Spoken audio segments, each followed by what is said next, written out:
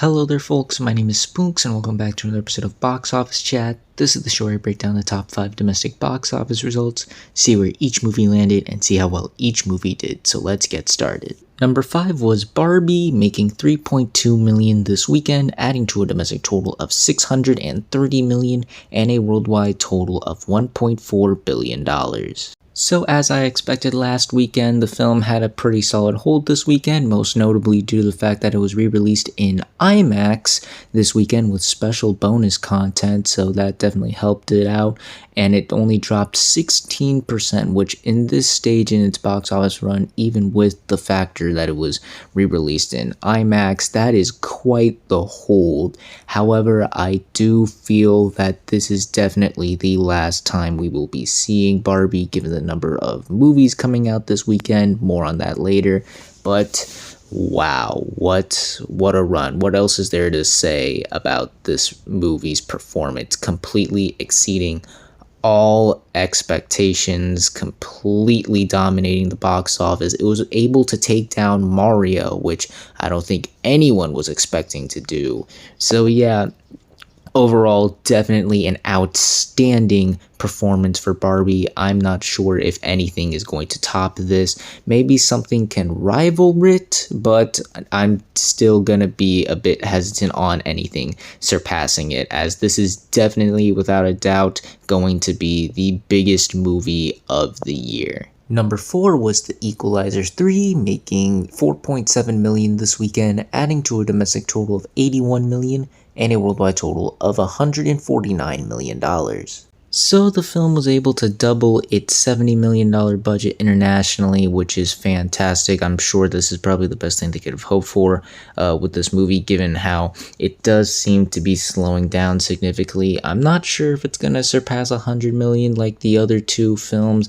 It just seems to be losing steam a bit faster than I was expecting. But even if so, this is still a pretty solid performance given the film. The fact that it was able to double its budget internationally is a good thing, let alone surpass it. And $81 million for this type of movie, with this being a hard R action violent bloody film like this, is still a pretty solid achievement. So yeah, even though I don't think this is probably going to reach the heights of the predecessors, this is still not a bad total to be at for the film. Number 3 was A Haunting in Venice, making $6.8 million this weekend, adding to a domestic total of $25 million and a worldwide total of $71 million.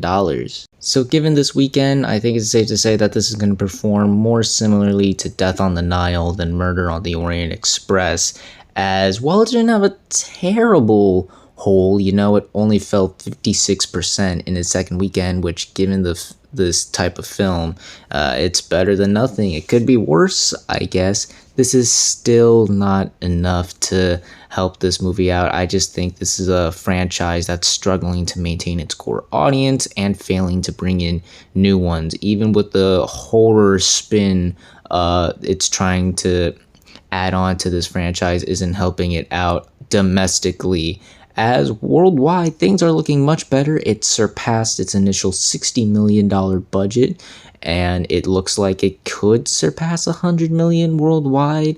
I'm not sure if it's going to double it. We're really going to have to see how those international numbers hold. But yeah, a very interesting box office performance here. This definitely seems to have a much bigger international draw than domestically, as I don't expect this to be in the top 5 for much longer after this. There just doesn't seem to be a lot of interest in this movie. But internationally, things look a lot better. So yeah, definitely an interesting performance. Definitely going to be something interesting to keep an eye out on if you're really interested to see how this movie does. But yeah, as far as how much longer it lasts in the top 5 right now, I don't think it's going to be here for much longer. Number 2 was Expendables 4, opening with $8 million this weekend domestically and $29 million worldwide. Folks, I had low expectations for this movie, but I was not expecting it to do this badly. Oh my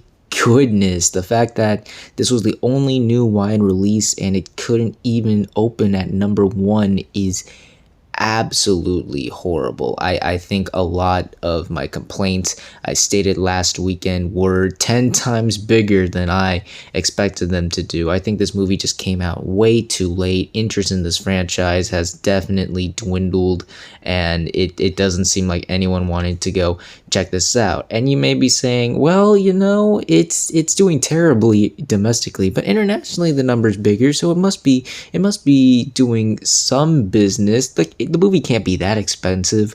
Folks, this film costed $100 million and has opened only less than 30 million worldwide. This is a terrible opening. I don't see this movie sticking around in the top 5. It got a B minus cinema score. Audiences don't seem to really like it. Critics definitely do not like this film. This is definitely 100% the last time we will be seeing The Expendables for sure. And finally, let's end the video off with the number 1 movie of the weekend, which was, for the 3rd week in a row, The Nun 2, making $8.5 million this weekend, adding to a domestic total of $69 million and a worldwide total of $204 million. In a surprising turn of events, The Nun 2 was able to keep the number 1 spot for the 3rd week in a row.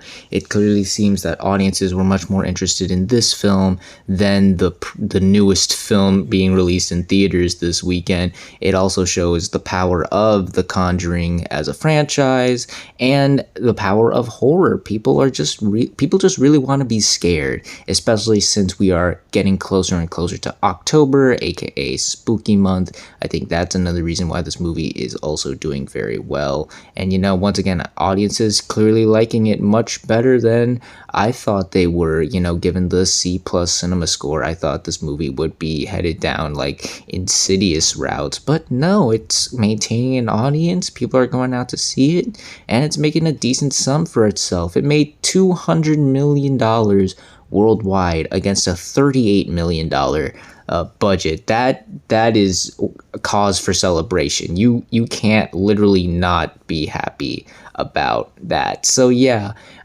definitely another solid weekend for the film. The movie continues to do very well. It will be interesting to see how it does in the coming weeks, given how we're heading into October and there's certainly more horror films coming out. So we'll see how this movie stands out amongst them. But yeah, still another solid weekend for The Nun 2. And those were your top 5 domestic box office results for this weekend, but we're not quite done yet, as we've got another week ahead of us and new movies hitting theaters. And this weekend we have 4 new wide releases, folks, so bear with me. The first being Dumb Money. This is based off of the insane true events involving GameStop and the stock exchange that occurred a couple years ago. If you remembered how that completely shook Wall Street, it was an insane story, folks. If I'm going to be honest, I'm not expecting huge numbers for this film. It's another film Sony's doing like Gran Turismo, where it had a limited theatrical release, but now it's fully expanding into wide. And despite the good reviews, I'm not expecting a lot, as the marketing hasn't been the best and the buzz doesn't seem to be there, which isn't a good thing, especially with how fast they were able to make this movie. So yeah, while it may be able to crack the top 5, it's not going to leave a big impact, I don't think. Then there's The Creator. This is an original sci-fi action film about humanity's last hopes against the threat of artificial intelligence. I think this movie has a shot. The marketing has been pretty solid. They've actually even done some pretty clever publicity stunts. They hired a couple actors to attend some sporting events dressed up like the robots that are in the movie, which is pretty clever. The buzz does seem to be there. I do see people talking about it. And yeah, overall, I could see this movie surprising. It's not going to break new grounds or anything, not going to be a huge blockbuster, but given the type of movie it is, it wouldn't surprise me if this movie surprises this weekend. Then there's Saw X. That's right, folks. There are 10 of these movies now, and we're bringing back Tobin Bell as John Kramer as he kidnaps a bunch of more people to play his twisted set of games. It's been a fantastic year for horror, as I've mentioned several times this year, and this looks like it's going to continue that trend. The marketing has been excellent. Like The Creator, they've done some pretty clever publicity stunts, like they did a parody of the AMC Nicole Kidman promo, which was very funny, and even going as far as having Billy the Puppet himself appear live on some newscasts across the country, which is definitely a choice, an interesting choice, but a choice. The buzz does seem to be there, and of course, I'm sure all the die-hard Saw fans are going to go out and see this. Plus, the fact that this is pretty much the first horror film of October since coming out the end of September, and with, like as I mentioned before, spooky month, that'll definitely help this movie out. So yeah, I'm expecting a pretty solid opening here. And then lastly, there is Paw Patrol: The Mighty Movie. That's right, folks, there are 2 of these movies now. The big difference between this one is not only that the pups are now superheroes taking down a new threat played by Taraji P. Henson, but that this will only be released in theaters as opposed to the predecessor that did a hybrid release where it was released in theaters and on Paramount Plus on the same day. I think we're going to see a okay, decent opening here. Paw Patrol is such a big franchise, a huge show amongst kids, and I'm sure a lot of kids are more than excited to go see this. It's the first animated film to come out since Ninja Turtles, and the only one to be in theaters until, believe it or not, Trolls in November, so I'm sure it'll be able to stand out and have that benefited. And the marketing has been pretty solid. I've been seeing a lot of stuff for it here and there. The problem here, though, is that this is a movie based off of Paw Patrol, so it's aiming for a much younger audience. I don't think it's going to reach the wide appeal or the big box office numbers of something like Ninja Turtles or Elemental, and that's probably what's going to hurt it the most. But yeah, otherwise, I'm expecting decent things here. But we'll see how well this movie truly does, as well as the rest of the movies that land in the top 5 on the next Box Office Chat. And that's going to do it for this week's episode of Box Office Chat. What did you all think of the results? Were you satisfied, unsatisfied? Comment down below and let me know. If you like this video, hit the like button. If you like this channel, hit the subscribe button. Follow me on all the social media links right there. And until next time, everyone, stay sharp.